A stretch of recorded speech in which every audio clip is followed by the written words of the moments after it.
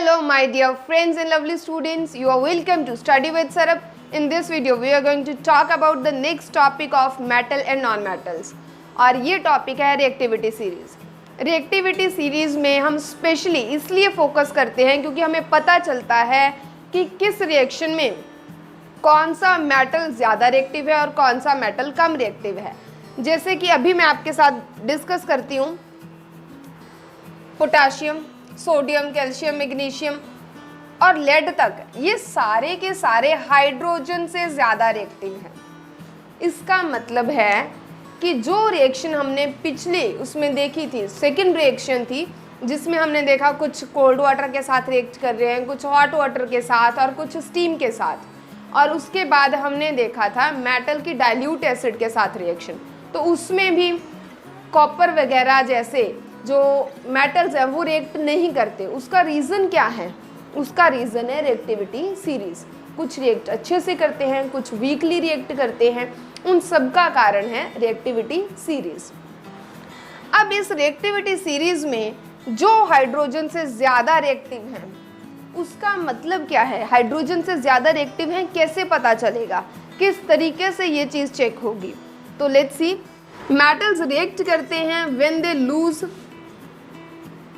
Electron, और metals अगर hydrogen से जल्दी लूज करेंगे तो वो मोर रिएक्टिव होंगे। मोर रिएक्टिव कौन से? Lose electron more quickly than hydrogen. Hydrogen से ज़्यादा जल्दी अगर वो इलेक्ट्रॉन लूज करेंगे तो वो ज़्यादा रिएक्टिव होंगे, और जो हाइड्रोजन से धीरे, हाइड्रोजन से स्लो लूज करते हैं, हार्डली लूज करते हैं, वो क्या होंगे? Less reactive.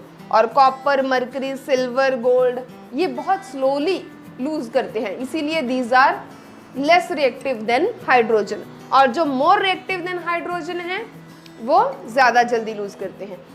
अब जो मोर रिएक्टिव हैं they can displace hydrogen from a solution. वो मेटल हाइड्रोजन को उस सोल्यूशन में से रिमूव करके उसकी जगह ले लेते हैं। सो दैट्स हाउ, इसीलिए जो जिसमें हाइड्रोजन इवॉल्व होती है उनमें यही रीज़न रहता है। जैसे कि reaction with dilute acid and reaction with water, तो उसमें ये हाइड्रोजन को डिस्प्लेस करते हैं on the account of reactivity series. Come to the next property, that is reaction with dilute acids. जब मेटल्स डाइल्यूट एसिड्स के साथ रिएक्ट करेंगे तो वो मेटल सॉल्ट बनाएंगे। ये आपने एसिड चैप्टर में भी पढ़ा था, एसिड बेस सॉल्ट में, जब एसिड की प्रॉपर्टीज करी थी, एसिड रिएक्ट विद मेटल, तब भी यही बना था। तो metals react with acid which is dilute in form and it forms NaCl। अब now when it comes to the reaction of metal with dilute acids, तब हमने क्या करना है? एक टेस्ट ट्यूब में 2-3 टेस्ट ट्यूब्स हम ले लेंगे, सभी में 10 मिलीलीटर डाइल्यूट एसिड लेंगे, डाइल्यूट हाइड्रोक्लोरिक एसिड लेंगे इन ईच। सभी में हम ये डाइल्यूट हाइड्रोक्लोरिक एसिड ले लेंगे और उन सभी में हम डिफरेंट मेटल डालेंगे। कभी Mg, किसी में एल्यूमिनियम और किसी में जिंक डाला हमने, और किसी में हम डालेंगे गोल्ड और सिल्वर। Au लिखते हैं सिंबल गोल्ड का। अब हमने सब में अलग अलग मेटल्स डाले।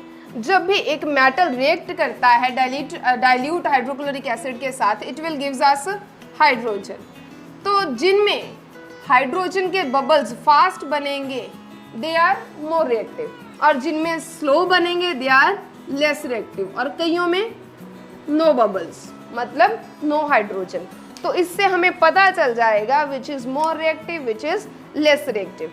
तो अगर हम इनकी रिएक्टिविटी सीरीज़ की बात करें तो magnesium is more than aluminium, then zinc, then ferrous and then copper, lead, copper, gold and silver. ये तीनों रिएक्ट ही नहीं करते। ज़्यादातर मेटल्स नाइट्रिक एसिड के साथ रिएक्ट नहीं करते। Metals do not react with nitric acid and they do not give hydrogen gas. लेकिन ऐसा क्यों होता है? ऐसा इसलिए क्योंकि नाइट्रिक एसिड जो है वो बहुत अच्छा ऑक्सीडाइजिंग एजेंट है। तो जब भी उसमें हाइड्रोजन बनती है, it will oxidise it into water. वो हाइड्रोजन को ऑक्सीडाइज कर देता है और वाटर में कन्वर्ट कर देता है।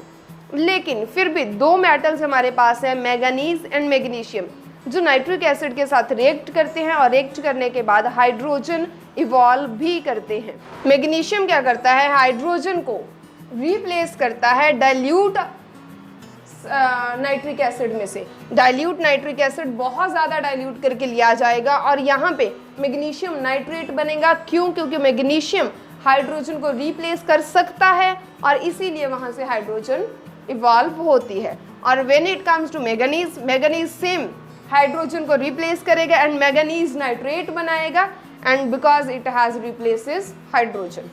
Now there is one more property of nitric acid.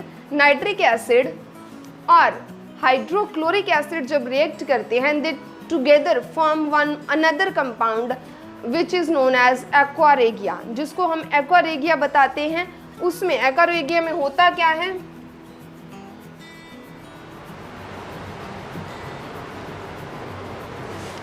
1/3 ratio में nitric acid and hydrochloric acid लिए जाते हैं।